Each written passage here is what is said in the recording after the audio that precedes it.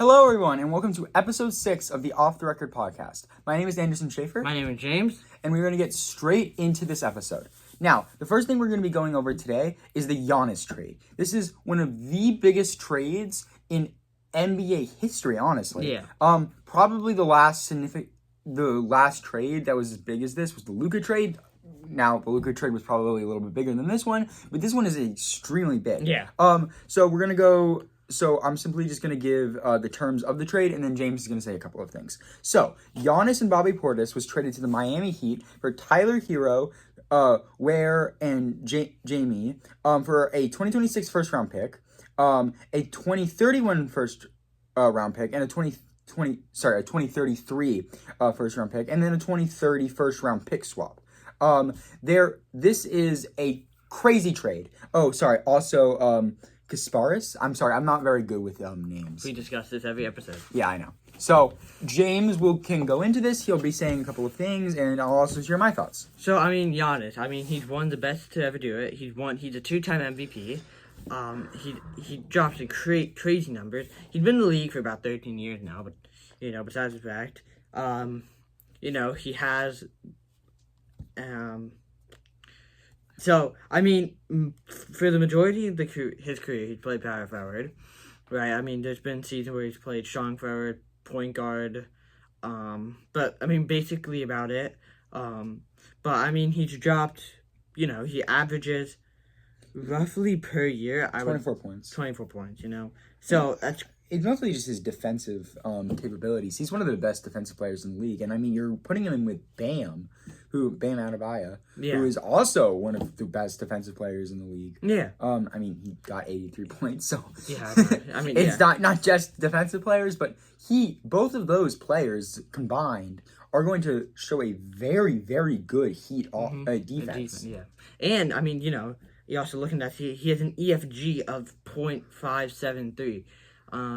He averaged, his 3-point average, which I would say this is probably really, really good for the position that he plays, it's .285. So that means basically almost one in every three shots he makes, it's going to go in as a 3-pointer. So he's really good. Now let's go to Bobby Portis. He's not as good as, he's bounced around the league a little bit, but he's really liked his time here in he's played he's played pretty good. In the last couple of seasons, especially with the Heat, he's had like 14 points per game, 13 points per game, 13.7, 13.9, 13.8, 14.1. So while not, outstanding, not a elite player, he's not bad whatsoever. He is a solid role player. Then you got Tyler Hero, who has played very good. I'm surprised that they were willing to trade him. He's not a young guy, but he's definitely not an old guy. He's only been in 7 years, and he was an All-Star in 2024. So through 2025 season, he averaged 23.9 points that season. That was probably his prime. That's probably going to go a little bit down from there. But you know what? A lot of these NBA guys are able to get there. And then Kel'el Ware? Yeah. I'm really bad at names. He's also been pretty... he's a center, right? I would say... But the problem with that, which is why I think Milwaukee 100% won this trade, yes, they got rid of Giannis. He's starting to get up there in age. I disagree. We're going to have to debate that. Well, Giannis is getting up there in age, but we can debate that. I 100% agree. They got a lot of young players. This is Kel'el Ware. This is his second year in the league, so keep in mind. And he got Rookie of the Year. He got 6th in Rookie of the Year voting. A lot of these guys are good. He averages. Last year was arguably was his best year, even though he only he averaged 11 points. Again, this is the second-year player. And he's a center. This guy has some real good potential. And finally, you have Jaquez Jr. One more guy, who was a rookie last year, which we'll get into in a bit. He came in 4th in his Rookie of the Year voting, and he averaged 11.9 that season. But last year, he had a really good year with 15.4. So I really believe that this guy's really young, and he's really good. What do you think? I think he was rookie. He was 4th in rookie. 4th in the Rookie of the Year. My mistake. Yeah. So the Me and James might have a little bit of disagreements on this. I think that. But we have one more guy to go over. Yeah, but he's a rookie. It's he averaged 6.2. He's not really. He didn't even come in top 10 in the rookie of the year. Yeah, I don't really care. So yeah, he would probably just like. We'll go over. So we'll obviously go with this. Giannis is one of the best players in the league. I 100% agree. The Heat are now going to have Bam Adebayo and Giannis on the same team. They're going to have one of the best probably the best defense of any team in the league at this point.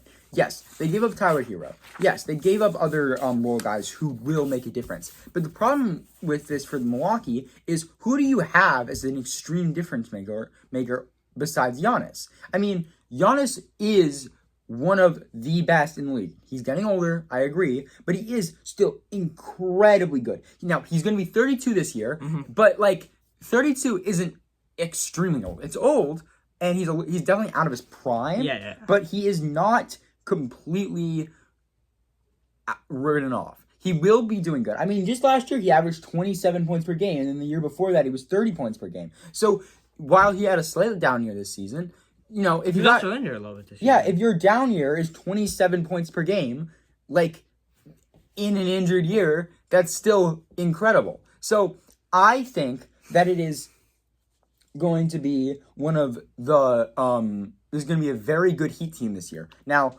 are they going to be able to get over the hump? Probably not. But the NBA just has too much good talent with the Knicks, OKC, the Spurs. So personally, I think that this will be in vain.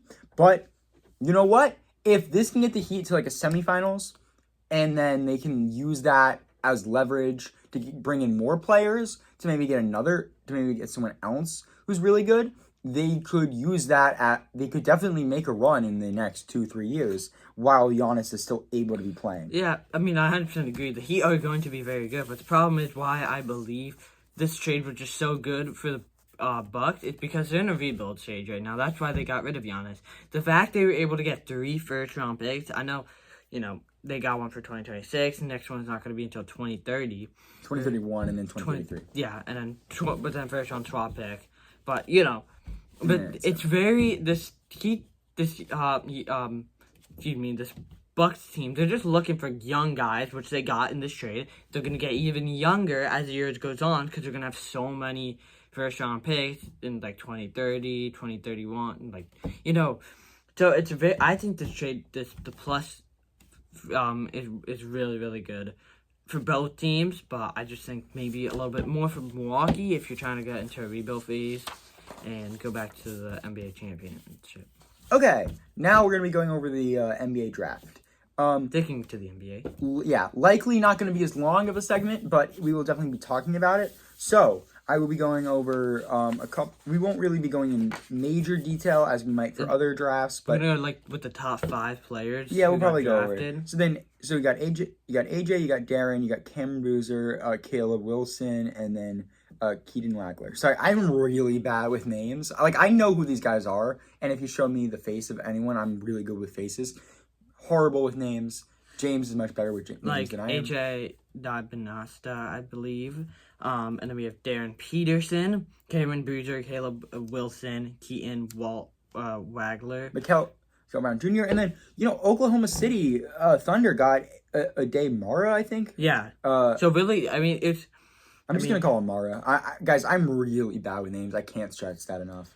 Knicks not being able to get a single first-round pick was a kind of a killer for them. No, I don't think so. You're trying to maintain a young team who can compete for later years. So the main thing that makes the Knicks so good is the fact that they have such high chemistry. You bring in a rookie who isn't as in tune with the rest of those guys, that actually might hurt them. Now, while I think that you could definitely bring in some new players that would sit on the bench who could then get into the team chemistry and then overall might have a chance to start later, if you really are going to draft someone in the first round, most of the time you're expecting that they're going to get significant amount of minutes. Whether or not they're a starter, likely not going to be a starter in their first year, but you do expect that they're going to get some minutes. And that could definitely hurt the chemistry of the Knicks, because that's probably why they won. They have such strong chemistry. I mean, that pick of pick of the three main guys in Villanova in 2016 and then in the Knicks 2026 is incredible. So I think that it is really important for the Knicks to keep that chemistry. We're going to obviously go to the Wizards. I mean, you also got to think about it before we talk about that. I mean, the biggest team, in my opinion, is the Atlanta Hawks, because they were able to get Zuby Ejiofor, and then they were also able to get Kingston Fleming. So they had a lot of draft picks, which are really good, and they made the playoffs. I mean, unfortunately, they got first rounded by the Knicks, but they made the playoffs, and if they have two more young guys, that's... To be fair, they played the best against the Knicks. Exactly. So I think this team, I think that's why they might be the biggest winner of this draft. All right, so now let's talk about some of these top guys. So we have AJ. We're just going to call him AJ. Guys, we're really bad with names. AJ, we're just going to go by the first name. So AJ, 25 points per game. Oh my God. As a BYU in the Big 12. Incredible. I mean, you have a very high EFG rating of 0.550. You got a high, you're averaging 6.5 free throws per game with 25 points. 0.5 points per game. You're gonna get a lot more free throws in the NBA, so that's really good.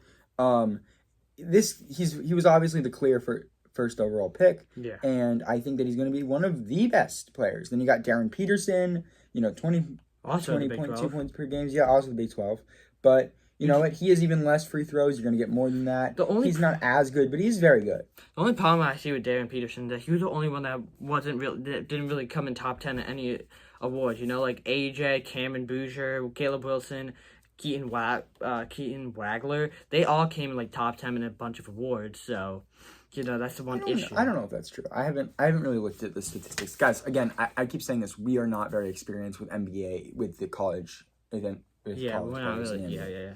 So now we'll go to Cameron Bouger here, who dropped 22.5 points. He had a EFG of 6.0607. That's incredible. Even though he's a forward and Darren Peterson is a guard, I think being a guard and dropping 20.2 and being a forward and dropping 22.5 is definitely better. But he did play also a lot more games, Cameron Bouger. But just 3-point average, 0.391, that's really good. But who do we think got the biggest steal of the draft? There's a potential chance. This is very hot take, even though I don't like to say this. There's a good real chance that the steal of the draft might have been the Philadelphia 76ers, LeBaron Philin Jr. out of Alabama. I think he's going to be something special. I'm going to go with Oklahoma City Thunder getting a day. That was a great pick, too. I can't argue. So many Michigan players got picked. Yeah, because they're insane this year. They got robbed dry. They're going to be so bad next year. Yeah, I know. Jesus. Okay, that was a good segment. We're going to go straight to... But we also have more guys. We have more? Yeah, Caleb Wilson. Oh, yeah, I didn't even think and Keaton Wagler. Illinois, North Carolina, Illinois. Let's do the correct order. Man, dropping 17.9 at a guard is crazy. Forward, I'm a little bit disappointed in Caleb Wilson. I don't know why. I don't know if he should have been top 10. Or top 5, rather. We're just looking at statistics. We don't have enough context to know for sure. Well, yeah, but he had 19. Who do you play for BYU? He played for North Carolina, and he played 24 games. So, if he dropped 19.8, basically 20 points. I don't know how I feel about having a guy. But again, I really don't know enough. So that was a quicker one because as we don't know much about NBA college. No, this is more fun. about college basketball. But we're going to go into one that we do know about. The World Cup. We got a very good World Cup so far. Yeah, very exciting. First of all, we're just going to go over the top threes for everything. 1, we got Messi. Well, we have to say what you're doing, but you can't. I said, top three scorers. Messi with 5, and then Haaland and Mbappe at 4. This is incredible. Messi's record was 7 from last year's World Cup. This is after 2 games. He already is 5. And the record is 13. That's the most amount of goals that anyone has scored in a World Cup. Are you sure it's 13? Well, yeah. No, well, you have to remember, these guys are playing 3 games, and then they go to quarter semi. So the fact that you're able to score 13 on a span of 6 games. There's no way someone scored 13 in a single World Cup. Yeah, it is crazy. So Messi, right now he's on pace to break it. I don't think that's true. There's no way. It is. No, it's not. Look it up. There's no way. 13. It's crazy high. I know it is really high.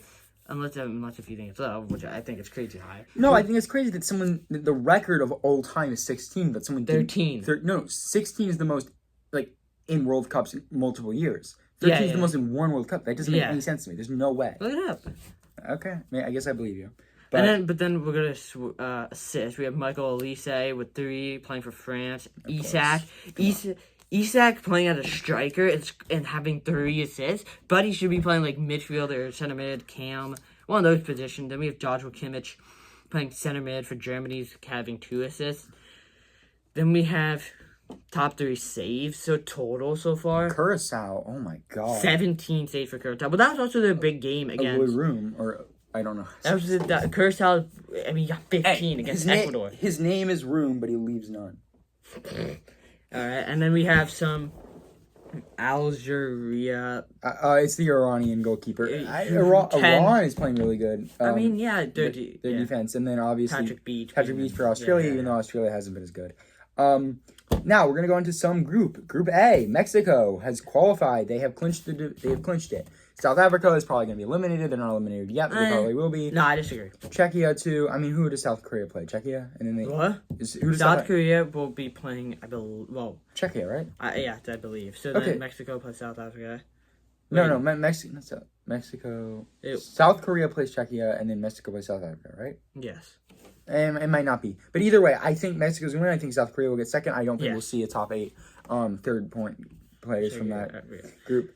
Then we got Group B, Canada, Switzerland. I believe this is going on as we talk. Bonzia, Qatar. Bonzia should qualify. They'll probably beat Qatar. Yeah. Right now they're currently. And then Switzerland will probably beat Canada, but Canada will get will still qualify as a third place team. Then Group C, Brazil, Morocco, and Scotland. They have 4-4-3, and then Haiti is at 0 points. Haiti is out, unfortunately. I like Haiti. Which is quite unfortunate. But then we'll go to Group D. We have the United States. They were the first team. Let's go. Second team, Mexico qualified for them. Mexico, yes, it is. Mexico qualified way before U.S. Not way before. Right, not way before, excuse me. But U.S., second team to qualify for the round of 32. Good for them. Very strong team right now. Australia and Paraguay, they're going to be playing it out. That'll be happening tomorrow, so tune in for that one. That'll be a great one. They're going to be playing it out for who gets second in that group, probably advances. And then we have Turkey, which is 0 points, and they are unfortunately eliminated. They're a really strong team. A lot of people actually had them winning the group, and the fact that they were first eliminated in that group, absolutely crazy. Then we have Group E over here with Germany, who qualified. Ivory Coast, Ecuador. Ivory Coast is going to play Curacao, so that's Ivory Coast, I think, is going to take that group. Unfortunately, I don't think Ecuador is going to have enough over Germany, so I think it'll be Germany and Ivory Coast that top that group. And then we'll go to Group F, Netherlands, 4 points, Japan, 4 points, Sweden, 3, Tunisia, 0. Tunisia, It's Tunisia, they have 0. So, Japan, Sweden's going to be an interesting one. If whoever wins that, if it's a draw, it'll go to Japan. The Netherlands plays Tunisia. Every time I mispronounce someone's name, I immediately think of like Brad Pitt's character from Inglourious Basterds. Oh yeah. You watched that movie? Yeah, it's such a good movie. Oh my god, I always like. Oh my god, his horrible Italian accent. Oh my god, it's so funny. But anyways, I mean, like you're thinking about it, Netherlands gonna play Tunisia. It should be an easy win for Netherlands. Japan, Sweden, whoever. I think Japan should qualify. Sweden, will qualify. I think all of them will qualify. Yeah. Netherlands is definitely good though. Then we got Group G. Egypt 4, Iran 2, Belgium 2. New Zealand 1. New Zealand will probably be eliminated. They are the worst team in the tournament by FIFA ranking. I don't know if it's a very accurate ranking, but they are by a FIFA ranking's worst team at 91st.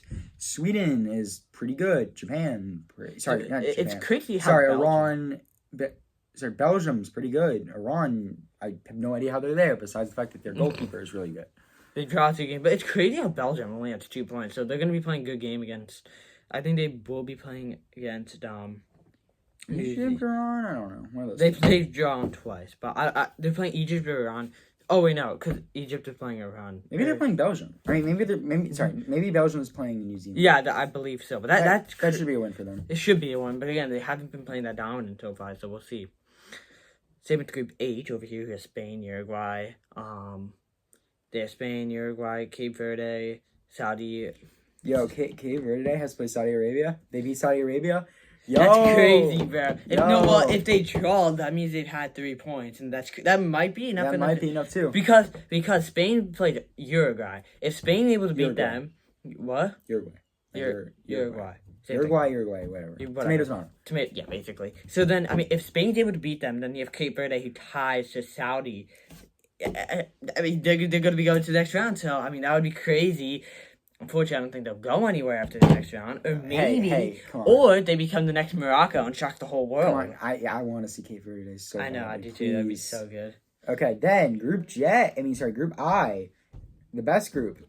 France and Norway at 6. And they play each other next. That's crazy. That is going to be such a fun game. Holland versus Mbappe. Yeah. Oh, that's going to feed families. That is going to feed families, man. I know, bro. That is going to be then such Senegal, a good Iraq. I mean, that game's basically... Yeah, who cares? Who cares? You know, technically, they're not... Neither of them are eliminated. Yeah, but one of them is going to be eliminated. Actually, Iraq might be eliminated. I don't know. I think Senegal technically isn't. Iraq might be just... Unless they get, 13 goals. I don't know how it works. Yeah, they're going to be, crazy, man. Then Argentina, Group J. Argentina will win that group. They're at 6 points. Austria and Algeria have 3, and then Jordan's eliminated with 0. Yeah, I mean, Messi's just going to dominate that group. Yeah, he tied Ben already, and he played Jordan next. Good Lord, mother heavens. So then Group K, we'll finish it out really quickly. Colombia plays Portugal. Ronaldo scoring 2 goals against DR Congo yesterday was big for him in his debate for the GOAT. Unfortunately, I think it's Messi who's the GOAT. Him and I both agree on that. But then Colombia, and it's going to be such a good game. Quick live update from when we recorded this. Switzerland has beaten Canada. Has beaten Canada. And Bonzia has beaten Qatar. So let's go take a look, guys. So that will put Switzerland. So Canada lose. That puts Switzerland at number 1. Number 1. Canada will go number 2. Bosnia, I don't know if they're number 3. They're at 4 points. Let's see if that's going to be enough. And the 4 points will almost certainly be enough to qualify them for. Oh yeah, I'm sure. But we'll see. But no, it's almost certain. Yeah, but then DR Congo play Uzbekistan. They're gonna need crazy for DR Congo. I really think DR Congo could qualify if they beat Uzbekistan. They could. Because Uzbekistan sucks. If this is the biggest what if, but if DR Congo beats Uzbekistan by maybe 4, maybe 5, there is a good, and Uzbekistan is not that good, right? Colombia beats Portugal. Colombia would top the group. DR Congo would go above Portugal, which will get them to 2nd. That would be absolutely nuts. Crazy. Because that means the DR Congo would be able to qualify, get 2nd in that group. But Portugal more than likely would be eliminated. Or, well, probably not, because 4 points should be enough to qualify you. Yep. Okay. And then you can finish it out with Group L. Then England at 4. Ghana at 4. Croatia at 3. Almost certainly all of those teams will make it. And Panama has been eliminated. That's 0 points. I think that almost certainly England will beat Panama in their last game. I think that almost certainly Ghana and Croatia. I think Croatia will probably beat Ghana, and I think Ghana will probably get in as a 4.3 team. Yeah. As a top. Oh yeah, Ghana is really competitive. They've been really competitive this whole cup. Being able to beat Croatia. They haven't beaten Croatia. Yes, they did. No, they haven't played Croatia. Yeah. Oh no. Being able to beat Panama.